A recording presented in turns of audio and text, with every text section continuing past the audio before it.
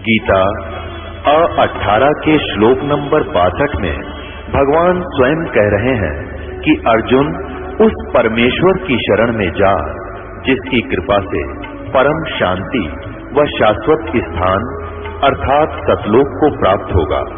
वो परमेश्वर कौन है, कहाँ है, कैसा है, जानने के लिए कृपया अवश्य सुनिए जगत गुरु तत्वदर्शी संत रामपाल जी महाराज के अमृत वचन।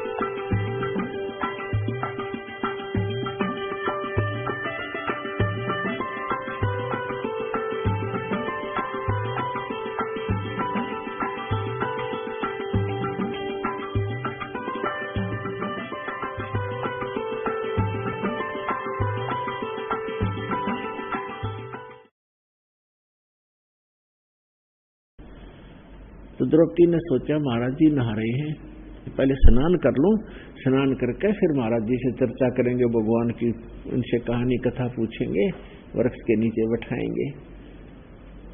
तो वो नहाने लगी, आध पौन घंटा नहान धोने में लग गया सारिया ने। नहा के जब वह द्रौपदी बाहर आई, पुरानी कपड़े बदले, नई साड़ी बांध ली उसने, अपनी नई साड़ी। तो उसने देखा महात्मा गया कि यही है। महात्मा नहा नहीं रहा था, ऐसे हाथ मार रहा था। अब उसने जान से देखा कि महाराज जी तो नंगे हैं और वस्त्र कोई कपड़ा है नहीं पटरी पर। ये शर्म के मारे गहरा चला गया है और ये दिन में निकलेगा नहीं, शर्मदार आदमी है, सारे दिन गलेगा सिर्फ गंगा में। लड़की ने आओ देखा ना ताव देखा, राजा की लड़की कितनी कीमती साड़ी पहनती है। आम व्यक्ति भी अपने बच्चों को कितने अच्छे कपड़े पहनाने की चेष्टा करता है। आप चाहे फटे पुराने पहने, बच्चों के अच्छे कपड़े लाता है। एक राजा की लड़की की साड़ी कितनी महंगी होगी, कॉस्टली होगी, अंदाजा लगाया जा सकता है। और इसको धर्म, इसको भगत कहते हैं, जो अपने ही कर कमलों से लाभ करके अपना कल्याण करना चाहता है, वो दूसरे पर नहीं छोड़ता। नहीं तो द्रौपदी कह सकती थी अपनी नौकरानियों को कि नौकरानी एक साड़ी फाड़ के डाल दे महात्मा के लिए। तो नौकरानी एक थोड़ा सा कपड़े की वजह साड़ी डाल देती, दो देगी जाती, राजा की लड़की है। लेकिन अपने हाथ से ये भी नहीं चूकने दिया उसने। उसको पता था कि मैं रोटी खाऊंगी मेरा पेट भरेगा, बंदी खाओगी, नौकरानी खाओगी तो इसको पेट भरेगा, ऐसी गलती मैं क्यों करूं, इसको क्यों दूं ये चांस। तो भगत में ये भी गुण होने चाहिए कि लूट सके तो लूट ले। ये लूट है उस भगवान की। अपना काम खुद न सोचा, मैं करूंगा तो मुझे लाभ मिलेगा, मैं सिमरण करूंगा तो मुझे लाभ मिलेगा, और मैं दान करूंगा तो मुझे दान मिलेगा, दूसरे को करने से मुझे क्या मिलेगा। तो इतना लोभ लालच इसमें आप जी ने करना पड़ेगा। इतना, इसको बेईमाना कहते हैं ना, बेईमाना। तो ये बेईमाना भी अच्छा होता है, अच्छा है। अब उसने यहां बेईमाना किया, लोभ किया कि मैं अगर दान करूंगी तो मुझे मिलेगा। अपनी साड़ी पाड़ के एक बिलहात इतना और लंबा टुकड़ा पाड़ दिया चौड़ेपन में, और वो डाल दिया। महात्मा को दिखाई दे नहीं था, ऐसे हाथ मार रहा था, वो साइड से निकल गया। ऐसे 6-7 कपड़े अपनी साड़ी से पाड़े। देखो, दो ही टुकड़े पाड़ने से कितनी साड़ी चली जाती है, 1.5 फुट। ऐसे 7-8 आधे से ज्यादा साड़ी पाड़कर बहादी पर काम नहीं आई, क्योंकि संत को दिखाई नहीं दे रहा था। लड़की ने सोचा साड़ी आधे से ज्यादा जा चुकी है, काम बना नहीं।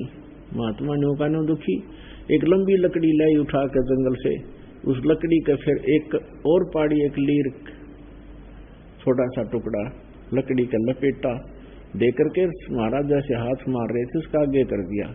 उसको जो संत ने ऐसे देखा एकदम पकड़ लिया कपड़ा, सौ शुक्र मनाया भगवान का कि भगवान दया करिए आपने।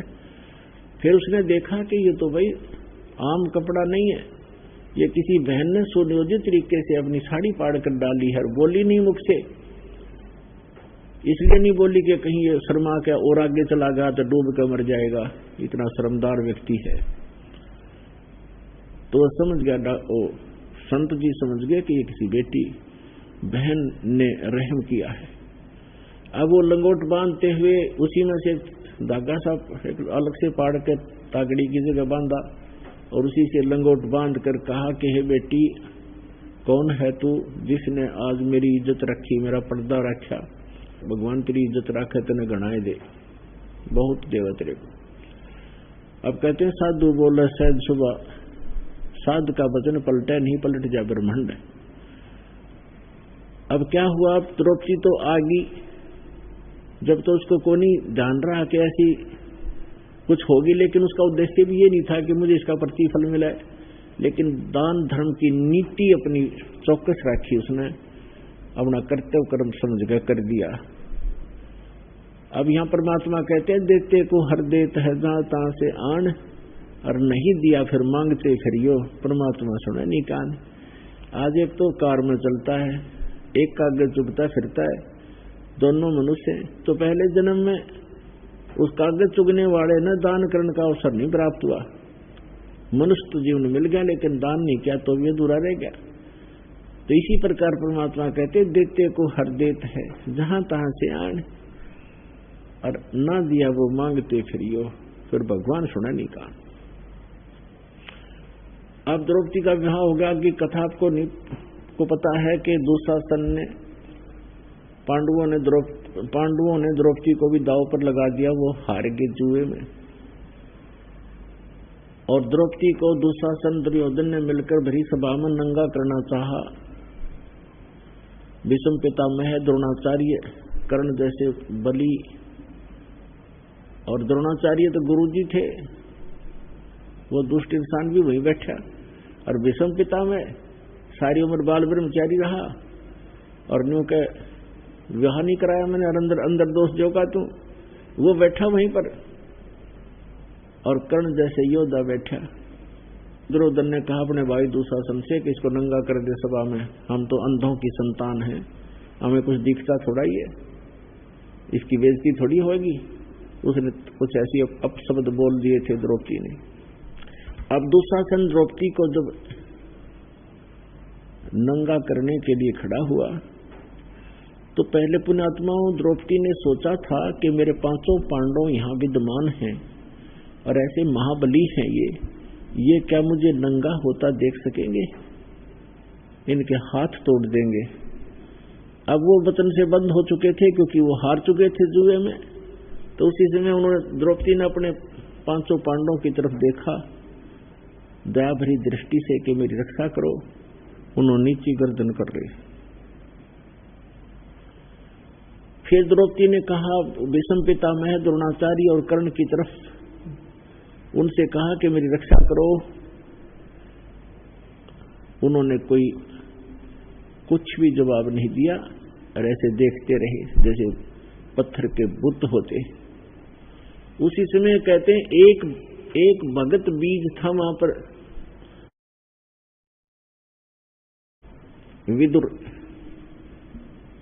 विदुर खड़ा हुआ और कहने लगा रे दुशासन, कुछ शर्म करो, कौरव और पांडव चाचा ताऊ के हो तुम। आज आप अपनी बहू को की बेइज्जती कर रहे हो, पांडव की नहीं, ये कौरव की भी साथ हो रही है। लोग ये कहेंगे कि वो खुद उन्होंने अपनी इज्जत आप उतारी है, कुछ शर्म करो। विदुर कहे ये बंधु थारा, ये आपका भाईचारा है। विदुर कहे ये बंधु थारा, एक के कुल एक के परिवारा। विदुर के मुख पर लगा थपेड़ा, तू तो है पांडवों का चेहरा। दुशासन ने अपने चाचा के थप्पड़ मारा मुंह पे और कहा कि तू तो इनका चमचा है, पांडवों की ओर ही बोलता है हमेशा। और वो क्या कह रहा था कि विदुर कहे ये बंधु थारा, एक के कुल एक के परिवारा। किसकी बेइज्जती करते हो मूर्खो तुम, कुछ तो अकल से काम लो। कहते हैं विदुर के मुख पर लगा थपेड़ा, और तू तो है पांडवों का चेहरा, तू तो है बंदी का जाया, तेरी तो हीन भावना है, तू तो दासी से उत्पन्न हुआ है, इसलिए तू सूरवीर नहीं है, ऐसी ओछी बातें करता रहता है। तू तो है बंदी का जाया, विषम, द्रोण और कर्ण मुस्काया। पुण्यात्माओं देखो हम कितनी अच्छी पंचायत मानते थे उन महापुरुषों की, जिसके महाभारत के गीत गा गा के हम अपना टाइम पास किया करते थे। अब इतने बड़े पंचायती भीष्म पितामह है, द्रोणाचार्य यानी गुरु, और कर्ण, ये तीनों एक नंबर के योद्धा थे। इनमें से एक भी खड़ा होकर दुशासन को कह देता खबरदार जात लगा था। हिम्मत नहीं थी पांडवों कौरवों की उनके साथ युद्ध करने की, उनको मालूम था युद्ध मुस्तार देंगे, तुम्हारा यहाँ सत्यानाश कर देंगे। लेकिन उस ऐसी मलिनता छा गई उनके दुर्भाग्य उन लोगों का, अब लड़की को नंगा कर रहे हैं सभा में, और वो किस लिए बैठे हैं? 1.5 आदमी, भीष्म पितामह, द्रोणाचार्य और कर्ण, किस लिए बैठे थे कि नंगी देखांगे इसने, और वहां सूरवीर आचार्य भीष्म पितामह ब्रह्मचारी, खाग ब्रह्मचारी था वो, या तो उठ के चला जाना चाहिए था, नहीं खड़ा होकर कह देना चाहिए था खबरदार ऐसी गलती नहीं करते, सारी बात होली तुम्हारी। यह कहते हैं विदुर, दुशासन कहता है कि तू तो है बांदी का जाया, तू तो बांदी से पैदा हुआ है, नौकरानी से, तेरे तो अच्छे विचार ही होते हैं। भीष्म, द्रोण और कर्ण मुस्काया, वो तीनों हंसे। ये कहना चाहिए था तुम अपने चाचा हाथ उठा दिया, नालायक, तुम शर्म नहीं आई, और दांदरे का डन लाग गए। तो यहाँ गरीबदास साहिब जी ने, कबीर साहब ने सूक्ष्म वेद में कहा है कि द्रौपदी चीर हरण में कहीं न आडी तीछी, अर्थात उन तीनों पर महाभारत में ऐसी बीती। बक्कल उतरा तीनों का महाभारत के अंदर, वो इतना पाप लगा उनको सभा के अंदर अधिकारी होते हुए नहीं कुछ कहा, तो महाभारत में आपको पता है उनकी कैसे मृत्यु हुई, तीनों की तीरों से छलनी हो गए थे। तो पुण्यात्माओं, जब तक हम संसार से अपना हित चाहते हैं या कोई लाभ चाहते हैं भगवान को छोड़कर भगत होकर, तो तब तक भगवान मदद करता नहीं।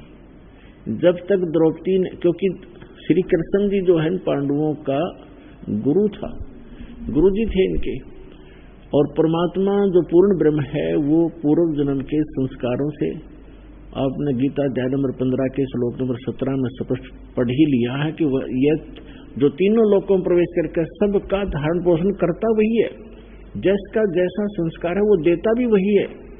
बहाना वो स्वयं अपने सिर पे नहीं लेता, कहते करे करा वैसा ही मन में लहर उठा, और दादू सिर दर जीव का वो आ बगल हो जा, किसी को बहाना कर देता है। अब कहते श्री कृष्ण तो अपनी पत्नी रुक्मणी के साथ वहां महल में शतरंज खेल रहा था उस समय, जिस समय द्रौपदी के साथ घटना घटने लग रही थी, उसको तो पता नहीं कहाँ क्या हो रहा है। तो जब उसने देखा ना पांडव कुछ कर पा रहे हैं, ना भीष्म पितामह द्रोणाचार्य कुछ सुन नहीं रहे हैं, सब रास्ते बंद हो गए, तब भगवान याद किया उसने एकाएक की आत्मा और परमात्मा का साथ है। जब सबसे हटकर आत्मा से जुड़ती है तो मालिक साथ हो जाता है। जो उसने पुकारा हृदय से, तो यहाँ का किया हुआ जो पुण्य आपका होता है हृदयांतःकरण में आपके डिपॉजिट है, एक कॉपी उसकी खजाने में धर्मराज के पास है। जो इसने पुकारा तो वहां जाकर के वही फाइल खुल गई तुरंत, और धर्मराज एकदम चिंतित हुआ कि किसके ऊपर पुकार आई, देखूं तो उसका कोई संस्कार है तो उसको रक्षा करवाऊं किसी से। तो उसने जो ही देखा तो उसका देखा कि इसने तो ऐसा दान कर रखा है एक संत को, इसके बदले में तो ढेर लगाया जा सकता है। तो उस इसमें वहां से रिफ्लेक्ट हुआ वो पुण्य जो किया हुआ था, यहाँ किया, वहां जमा हुआ, और यहाँ से पुकार हुई, वहां से जो चला, वहां से रिफ्लेक्ट हुआ। श्री कृष्ण जी उस समय उनके गुरु थे, श्री कृष्ण में जाकर अटैक किया उसने, और वो ऐसे शतरंज खेलने के लिए ऐसे पासे डाले थे श्री कृष्ण जी ने, और पासे डालकर न्यू बोलिया कर आदमी 12 कच्चे 12 पक्के 18, जैसे भी ये शब्द बोलने थे, ऐसे पासे डालकर ऐसे कर लिया और कहा अनंत अनंत अनंत।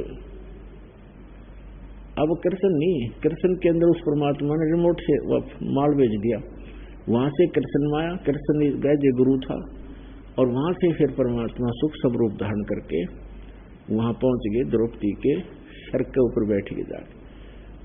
अब रुक्मणी कर पकड़ा मुस्काया, रुक्मणी कर पकड़ा मुस्काई। जब वो अनंत अनंत अनंत कर रहा था, नुआ कट रहा जैसे भूत आ जा रहा किसी में, तब रुक्मणी ने हाथ पकड़ लिया, हंसन लगी कि पोबारा तो ना बोले न कच्चे 18 बोले, कुछ बोले नहीं, हाथ पासे डालकर ये अनंत क्या कर रहा है, हार गया ना। तब वो कहते हैं कि दुशासन ने द्रौपदी पकड़ी और हमारी भगत सकल में सिकरी। परमात्मा बुला रहे हैं वहां रिमोट से श्री कृष्ण को कि हमारी भगत दुशासन ने द्रौपदी पकड़ी और हमारी भगत सकल में सिखरी, सबसे ऊपर है हमारा भक्त, और जो मेरी भगत पे छोड़ी हुई तो हमारा नाम न ले वह कोई। अब तंदे ही से पासा डारी, वो तो वहां खेल लग गया, फिर भूल भाल गया और पहुंचे सूक्ष्म रूप मुरारी को। पूर्ण परमात्मा कबीर साहिब वहां पहुंचे, परम अक्षर ब्रह्म जो तीनों लोकों में प्रवेश करके सबका धारण पोषण करता है। पहुंचे सूक्ष्म रूप मुरारी।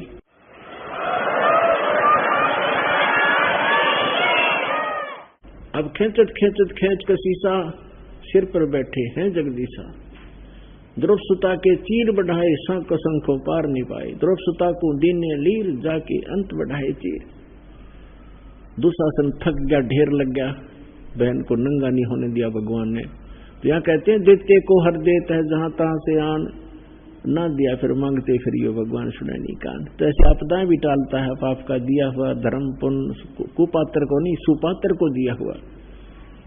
तो यहाँ सतलोक आश्रम बरवाला के अंदर किया हुआ दान आपका फलेगा, इस पृथ्वी पर कहीं स्थान नहीं है। अब क्या हुआ कि कुछ दिनों के बाद श्री कृष्ण जी का आना हुआ। श्री कृष्ण जी को तो पता ही नहीं था क्या था, क्या हुआ। तो तब श्री कृष्ण जी को सारी कहानी बताएगी कि ऐसे ऐसे आपने बड़ी दया करी गुरु जी, आपने बड़ी लज्जा रखी मेरी। द्रौपदी कहने लगी ऐसे ऐसे, हे भगवान, हे गुरुदेव, मेरा कौन सा पुण्य था जो मेरे इतनी इज्जत रखी आपने। तब श्री कृष्ण जी ने दिव्य दृष्टि से देखकर बताया कि एक दिन आप अपने पिता के घर कुंवारी थी, उस समय एक साधु को आपने कोई कपड़ा दिया है, एक बिलात का, एक बिलात यानी 9 इंच चौड़ा टुकड़ा आपने साड़ी का उस महापुरुष को दिया है, और जिसके कारण भगवान ने तेरी इतनी मदद करी है द्रौपदी। वो जब उसको याद आया तो भूल भाल गई थी। छोटी एक राजा की लड़की ने एक साड़ी के टुकड़े के याद रखे थी, न्यूना बेरा सुपात्र को दिया हुआ और आवश्यक स्थान पर दिया हुआ दान ही वो काम करता है। तब उसने कहा था, हे भगवान, एक छोटे से लीर के कारण, एक इतने टुकड़े के कारण मेरी सी इज्जत रख गिरी, इतने अपार दृश्य अपार चीड़ बद गए। एक लीर के कारण वो गुण हो गए चीर अपार, और जब मैं पहले जानती तो सर्वस्व देती वार। जब मुझे पहले पता होता इसे महापुरुष को दान दिया हुआ ऐसा फल देगा, तो ना जाने के दान कर देती। तो आज के दिन ये स्थान है जो शास्त्र अनुकूल साधना, यहाँ किया हुआ दान आपका अनंत गुना बढ़ेगा, आप प्राणी वाली आपदाओं भी टालेगा और आपका मोक्ष भी करेगा। बोलो सतगुरुदेव की।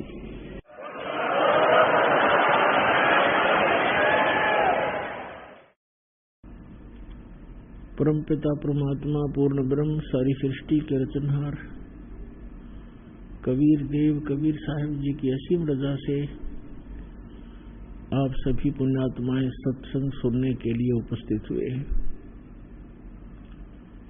सौभाग्य है उन प्राणियों का जिनको मानव शरीर प्राप्त है। ऐसे समय में उनसे भी अच्छी किस्मत उन पुण्यात्माओं की है जिनकी भगवान में रुचि है, और उनसे भी अच्छी वो पुण्यात्माएं हैं जिनको सतलोक आश्रम बरवाला जिला हिसार हरियाणा में पहुंचने का अवसर प्राप्त हुआ, यहां से दीक्षा प्राप्त हुई। मनुष्य जीवन प्राप्त होना बहुत ही पुण्यकर्मी प्राणी का काम होता है।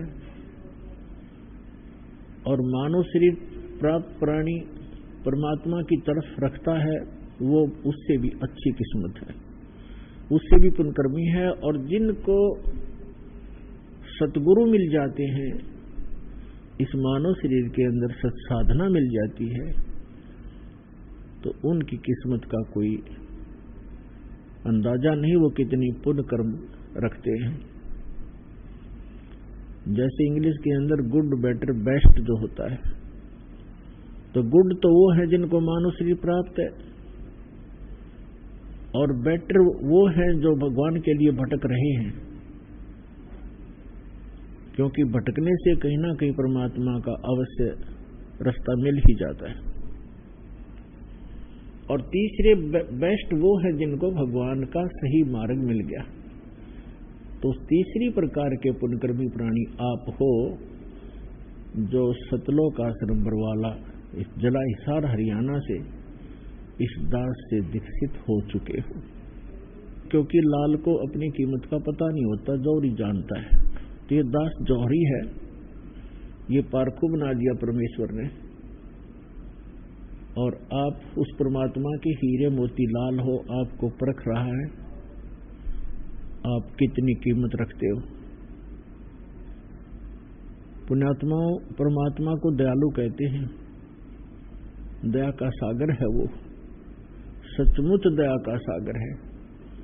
हमने जो सतलोक में भारी गलती की थी, अपने पिता को छोड़कर हम इस काल दुष्ट के साथ आस्था बना बैठे थे, हम पतिव्रता पद से गिर गए थे। ऐसा जुल्म किया हमने, और फिर भी हमारे दुख को देखकर वो रह नहीं सकते, हमारे लिए यहां भटकते हैं, किसी की गाली खाते हैं, किसी के पत्थर खाते हैं। और आप तक काल ने ऐसी बाढ़ बना दी, भगवान को भी पहुंचने में कठिनाई हो रही है। ऐसे धर्म मजहबों में बांट दिया, ऐसे नकली संत और पंथ बनवा दिए, ऐसा गलत ज्ञान हमारे हृदय में ठोक दिया कि हम सत्य ज्ञान को सुनकर भी प्रसन्न नहीं, परमात्मा सुनाने के लिए आते हैं तो हम दुश्मन बन जाते हैं। ऐसी स्थिति में उस समर्थ के बगैर हमारे तक इस ज्ञान को कोई पहुंचा नहीं सकता। तो उस समर्थ ने अपनी समर्थता का प्रमाण दिखाया है। उस मालिक ने दया करी, आपको इस कलयुग में शिक्षित किया। ये शिक्षा का दौर पुण्यात्माओं सन 1948-47 के बाद ही भारतवर्ष में हुआ, उससे पहले शिक्षा बिल्कुल नहीं थी। और 1951 में दास को भेज दिया अपनी प्यारी आत्माओं को संदेश देने के लिए। और अभी ये मीडिया और ये जितना भी साइंस की तरक्की जो हमारे लिए आवश्यक है सदग्रंथों को समझने के लिए, ये अभी 2000 के बाद का ये सारी देन है परमात्मा की। मोबाइलों का बनना, ये इलेक्ट्रॉनिक मीडिया जो टीवी चैनल ऐसे बढ़िया बना देने, तो ये परमात्मा ने दया करी आपके ऊपर, ताकि परमात्मा के बच्चे उन्हीं सदग्रंथों से भगवान को जाने जिनको शुरू से ही शिरोधार्य किए हुए थे। अब जिन सदग्रंथों को हम शिरोधार्य मानते थे, वो पवित्र वेद, पवित्र गीता, पवित्र पुराण, पवित्र कुरान, पवित्र बाइबल, पवित्र गुरु ग्रंथ साहिब, और उनमें परमात्मा की महिमा ही वर्णित है। जो उन सदग्रंथों में परमात्मा की महिमा है, और जिस परमात्मा के वो अंदर वो सर्व सदग्रंथ खरे उतरते हैं, तो वो परमात्मा है। अभी तक हमारे जो धर्मगुरु थे वो गलत ज्ञान सुनाते थे, नाम इन्हीं सदग्रंथों का लेते थे, और सदग्रंथों में लिखी के विवरण के विपरीत हमें ज्ञान सुनाया करते थे। और वो लोकवेद इतना गहरा हो गया था कि हमने उनको फाइनल मान लिया था। हम भले ही अपनी गीता वेद पुराण पढ़ते रहते थे, लेकिन हमारा ज्ञान का आधार वही डुप्लीकेट ज्ञान ही था जो पहले हम सुने हुए थे, जिस कारण से अभी तक जितने भी ऋषि महर्षि और विश्व के जितने भी पंथ पनपे हैं, उनके वर्तमान के जितने गुरु हैं, वो सभी भ्रमित हैं कि परमात्मा निराकार है। और सभी सदग्रंथों के अंदर परमात्मा साकार है, नर आकार बताया है। तो वो लोकवेद हमारे हृदय में सबका समाया हुआ था, सदग्रंथों को आधार मानते थे, ज्ञान उसके विपरीत ही हम स्वीकार किए हुए थे, उसको हटाने के लिए इन सदग्रंथों को आपके रूबरू करना अनिवार्य था। और यही कारण है कि आज परमात्मा के बच्चे अपने पिता को पहचान रहे हैं और दौड़ दौड़ कर आ रहे हैं, अपना कल्याण करवा रहे हैं। पुण्यात्माओं, इस स्थान से जिस भी प्राणी को उपदेश प्राप्त हो गया उसके मोक्ष में शंका नहीं। ये तो आप निश्चिंत हो जाना, आपका मोक्ष 101% है। लेकिन इसमें मर्यादा प्रथम है। मर्यादा में रहोगे भगवान सदा साथ रहेगा। मर्यादा तोड़ दोगे तो सीता जैसा हाल होगा जिसने जरा सी लापरवाही की थी, लक्ष्मण रेखा लांग दी थी और उसके बाद उसने सोचा तो ये था जरा सी लगी थी, क्या फर्क पड़ता, अभी चली जाऊंगी, वापस आ जाऊंगी। आटा डाल के साधु गए और साधु वेश में दुष्ट रावण खड़ा था। तो मर्यादा त्याग देने से उसकी कितनी दुर्गति हुई। 12 वर्ष तक रावण की कैद में पड़ी रही, सड़ती रही, लाखों करोड़ों व्यक्ति मारे गए, तब जाकर उसका छुटकारा हुआ। कैसे कितने पाप की भागिन बनी एक जरा सी मर्यादा लांग देने से। ठीक इसी प्रकार जो हंस भक्त परमात्मा का हंस और परमात्मा की दी हुई मर्यादा का उल्लंघन कर देगा, वो सीता की तरह पछताएगा और बहुत दूर हो जाएगा।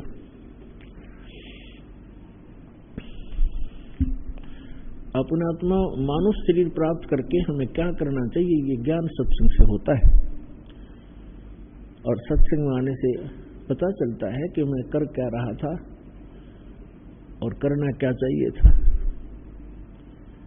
हम सांसारिक व्यवहार में इतने रंगे जा चुके हैं, देखम देखा एक दूसरे को, और हमने उसी कार्य को अंतिम मान रखा है। बच्चे हो गए, उनकी परवरिश कर दो, विवाह कर दो, उनको नौकरी रोजगार मिल जाए, भगवान बस ठीक हो गया, मर जाए बेशक। नहीं, ये जो कुछ भी होना था उस बच्चों की किस्मत ही फला करती थी जब तक हम सतभक्ति नहीं करते। जब तक हम सत साधना नहीं करते, परम संत की शरण में नहीं आते, तो अपना भाग्य ही प्राप्त होता है बच्चों को।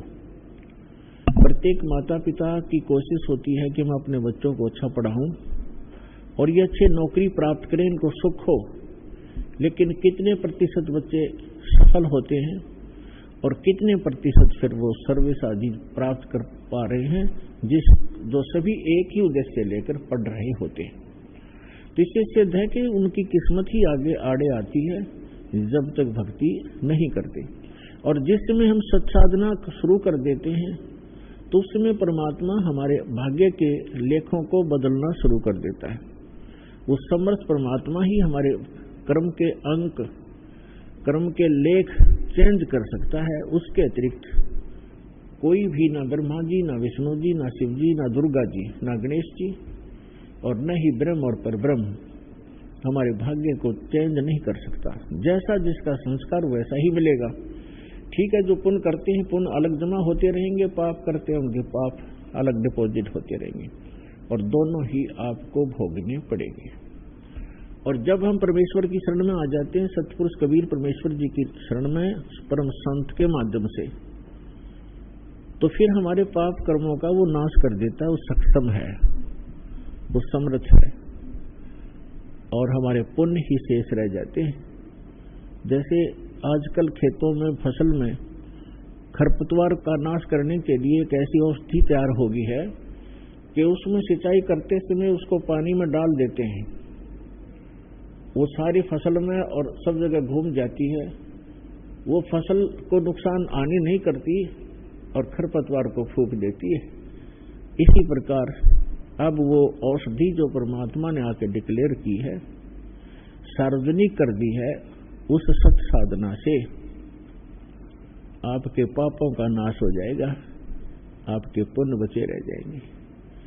अब इस बात को सभी जानते हैं कि पुण्य से सुख होता है और पाप दुख का कारण होता है। जैसे किसी के पैर में कांटा लगा हो तो कांटे से पीड़ा है वो, और वो किसी व्यक्ति के पास जाता है, उसको कोई कहता है, जैसे अन्य संत, अन्य देवों के जो पुजारी हैं, वो ऐसा सिद्धांत रखते हैं, वो पहले तो जंतर मंत्र बताते हैं दुखी व्यक्ति को ऐसे करिए ऐसे करिए। जब कुछ भी लाभ नहीं होता है तो कह देते हैं ये आपके प्रारब्ध के अंदर लिखा हुआ है, आपकी किस्मत में अंकित है, इस अंक को खत्म नहीं किया जा सकता, ये तो भोगने से ही पूरा होगा। और फिर ये भी कहते हैं भगवान की भक्ति कर, हरे कृष्ण हरे राम सीताराम राधे श्याम। और साथ में ये भी कहते हैं कि ये भक्ति करते रहो, भविष्य में दुख नहीं होगा। अपने आत्माओं जिसके पैर में कांटा लगा हो और उसको कोई सलाह दे कि कांटा तो निकलेगा नहीं, ये तो आजीवन तेरे पैर में बना रहेगा, ये पीड़ा भी बनी रहेगी, और उसको कोई सलाह दे कि तू जूता पहन ले, भविष्य में कांटे नहीं लगेंगे। जूता कांटा लगे पैर में जूता पहना नहीं जा सकता। दूना दर्द करे हो तो पहले कांटा निकले और फिर उसको राय दी जा कि जूता मत निकाल देना, नहीं तो भविष्य में ऐसा ही दुख तुम्हें फिर हो जाएगा। तो इस डर से फिर वो व्यक्ति जिसका कांटा निकल गया और जूते प्राप्त हुए, फिर वो इस डर से कभी जूता निकालेगा नहीं कि कहीं फिर से वो बिजली ना गिर जा, फिर कष्ट ना आ जाए। तो पुण्यात्माओं, जो दुख आज जिसको दुख है, जो दुख में भक्ति करते हैं वो भी अच्छी आत्माएं हैं, जो सुख में करते हैं उनका तो कहना ही क्या है। जो सुख में भक्ति कर रहे हैं वो कभी ना कभी विचलित अवश्य हो जाएंगे, और जो दुखी होकर के भगवान के चरणों में आते हैं उनको मालूम है सुख की कीमत का, और फिर वो कभी जिंदगी में डिस्टर्ब नहीं होंगे, क्योंकि उनको पता है कि यदि मैंने भगवान की ये भक्ति त्याग दी, जूता निकाल दिया, तो वो कांटे मेरे सफर में फिर से पैरों में लगने शुरू हो जाएंगे और मैं कदम भी नहीं चल सकूंगा। तो इसलिए कबीर साहब कहते हैं, सुख के माथे पत्थर पड़ो, नाम हृदय से जावे, बलिहारी उस दुख के जो पल पल नाम रटावे। परमात्मा हमें संकेत करते हैं कि भगवान से ये मांगा करो, हे भगवान इसे सुख का आग लगा जिससे आपकी भूल पड़े, ऐसा सुख ना देना दाता जो हम आपसे दूर हो जाए, ऐसा कष्ट दिए रखना दाता तेरी याद बनी रहे। तो पुण्यात्माओं, इस जीवन में सफल होने के ये फार्मूले हैं, इनको कंठस्थ याद रखना, अपने जीवन में अप्लाई रखना। सुख बहुत खतरनाक है इस प्राणी के लिए।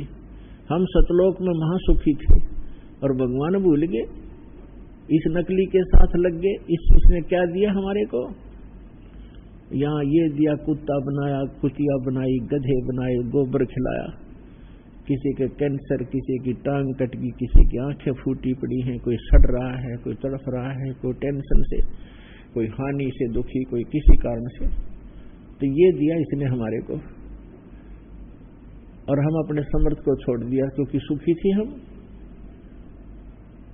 तो ऐसा सुख इस पृथ्वी पर वैसे तो है नहीं, लेकिन हम झूठे सुख को ही सुख मान बैठते हैं, जिस कारण से हम परमात्मा से दूर हो जाते हैं, और फिर वो इतना महंगा पड़ता हमारे लिए, फिर हमें कभी भी बात सेट नहीं हो पाती, बहुत समय लग जाता है। तो पुण्यात्माओं, परमात्मा हमारे दुखों का निवारण कर देते हैं, हमारे संस्कार में जो पाप कर्म होते हैं उन कांटों को निकाल देते हैं, और फिर आने वाले जीवन सफर में वो समर्थ परमात्मा आपके जीवन रूपी सफर को ऐसे बुहारता है, ऐसे सब झाड़ू देता है कि कहीं मेरी प्यारी आत्मा के जीवन में आने वाले भविष्य में इसके जो संस्कार रूपी कांटे बिखरे पड़े हैं उन सबको साफ करता चलेगा आगे आगे, कहीं मेरे बच्चे को, मेरी प्यारी आत्मा को कांटा ना चुभ जा। लेकिन किसके लिए? जैसे पतिव्रता जमी पर जो जो धर है पाओ, समर्थ झाड़ू देत है ना कांटा लग जावे। कहते पतिव्रता, पतिव्रता कौन होगी? जैसे गीता अध्याय नंबर 13 में लिखा है कि अव्यभिचारिणी भक्ति से जो साधना करता है उसके परमात्मा अंग संग रहता है। व्यभिचारिणी भक्ति कौन सी है? जैसे लड़की अपने पति के अतिरिक्त अन्य कई व्यक्तियों से भी संबंध रखती है तो वो व्यभिचारिणी लड़की है। और अव्यभिचारिणी पतिव्रता अपने पति के अतिरिक्त चाहे कोई सोने का बन के खड़ा हो जाए उसमें आस्था न रखती तो वो अव्यभिचारिणी है। तो व्यभिचारिणी भक्ति वो है कि हम इष्ट रूप में, जैसे हमारे पहले कितने देवता हमारे इष्ट थे, हनुमान जी इष्ट, बाबा श्याम जी इष्ट, श्री कृष्ण जी इष्ट, विष्णु जी इष्ट, रामचंद्र जी इष्ट, श्री विष्णु जी इष्ट, श्री शंकर भगवान इष्ट और माता इष्ट, यानी ये सारे हमारे खसम थे, हमारे इष्ट थे, हमारे मालिक मान लिए थे हमने। तो वो हमारी व्यभिचारिणी भक्ति थी। और जो हमने इष्ट मानना चाहिए था, जो हमारा असली पति है, मालिक है, उसका हमें ज्ञान भी नहीं था। तो अब हम केवल एक कबीर परमेश्वर को अपना इष्ट मानेंगे, पति मानेंगे, खसम मानेंगे, स्वामी मानेंगे, मालिक। और अन्य जितने भी देव हैं, जितने भी मंत्र जाप हम करते हैं, ये उनको हम इष्ट नहीं मानते, ये हमारे मालिक नहीं है, पति नहीं है। जैसे वो हमारा ऐसा व्यवहार है जैसे एक पतिव्रता लड़की एक ज्वाइंट फैमिली में रहती है, उसमें देवर देवरानी होती है, ननंद जेठ जेठानी सास ससुर, ये सभी होते हैं। और वो सभी को यथोचित आदर भी करती है, लेकिन उसको वो अपने पति को जो श्रद्धा रखती है, जो समर्पण रखती है, वो अन्य में नहीं रख सकती पतिव्रता बेटी। और ये नहीं कि वो अन्य से बात ही नहीं करेगी, पतिव्रता का ये लक्षण नहीं है क्योंकि दूसरे बातें नहीं करेगा अपने पति इतना छोड़कर। पति का जो संपर्क है, जो समर्पण है, वो केवल पति से संबंधित है। बाकी सबसे मृदु भाषा, प्यार से बोलना, सबको यथोचित आदर करना, रिश्तेदार आते हैं उनको भी प्यार से भोजन खिलावे, अच्छी तरह बातें करे, तो वो पतिव्रता लड़की होती है। और पतिव्रता यदि अपने पति के अतिरिक्त अन्य से सोले माथे बात नहीं करे तो कलियारी है, खाक पतिव्रता है वो। तो इसी प्रकार हमारा एक ज्वाइंट फैमिली है ये। जैसे यहाँ के जो 3 लोक के प्रधान हैं, श्री ब्रह्मा रजगुण, श्री विष्णु सतगुण, श्री शिव जी तमगुण, ये हमारा एक परिवार है। और देवी जो इनकी पत्नियां हैं, ये भी हमारे लिए आदरणीय है, ये भी हमारे लिए आदरणीय है, रेस्पेक्टिव है। और जितने भी अन्य देव हैं, जितने भी महापुरुष हुए हैं,